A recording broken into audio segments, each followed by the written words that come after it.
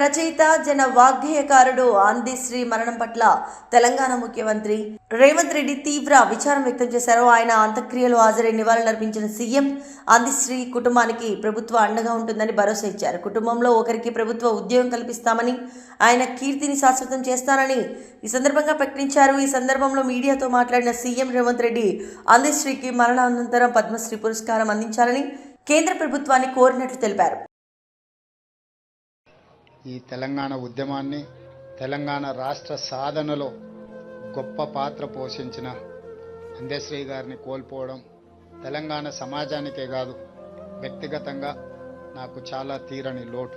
PCC అధ్యక్షుడిగా ప్రజాక్షేత్రంలో పర్యటిస్తున్నప్పుడు అందశ్రీ గారిని కలవాలని ప్రయత్నం చేస్తే, నేను రాజకీయ నాయకులకు దూరంగా ఉంటాను, రాజకీయ నాయకులను వేదికల మీదనే కలుస్తాను కానీ వ్యక్తిగతంగా కలవను అని ఒక మిత్రుడి ద్వారా సమాచారాన్ని చేరవేసి, అయినా పర్వాలేదు, ఒకసారి కలుద్దాం, తెలంగాణ రాష్ట్ర భవిష్యత్తు గురించి చర్చించుకుందాం, రాష్ట్ర సాధనలో కోట్లాది మందిని ఏకం చేసి తెలంగాణ ఉద్యమ బాట నడిపించిన మీరు ఈనాడు 4 కోట్ల తెలంగాణ ప్రజలు కష్టాలలో ఉన్నప్పుడు మీదైన పాత్ర పోషించాలి అని చెప్పి అందశ్రీ గారిని అడగడం, కలవడం, ఆనాడు కాంగ్రెస్ పార్టీని నడిపించే క్రమంలో వారొక గొప్ప స్ఫూర్తినిచ్చింది.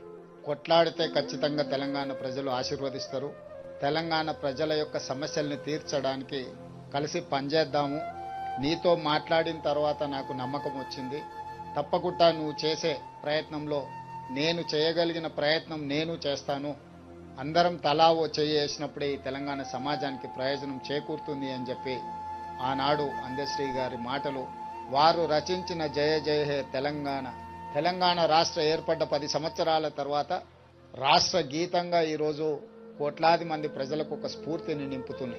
అందుకే ఈనాడు తెలంగాణ రాష్ట్ర ప్రభుత్వం రాబోయే మంత్రివర్గ సమావేశంలో మంత్రులందరి సహకారంతో జయ జయ హే తెలంగాణ గానాన్ని పాఠ్య పుస్తకాలలో ప్రథమ అంశంగా చేర్చడానికి రాష్ట్ర ప్రభుత్వం నిర్ణయం తీసుకుంటుంది.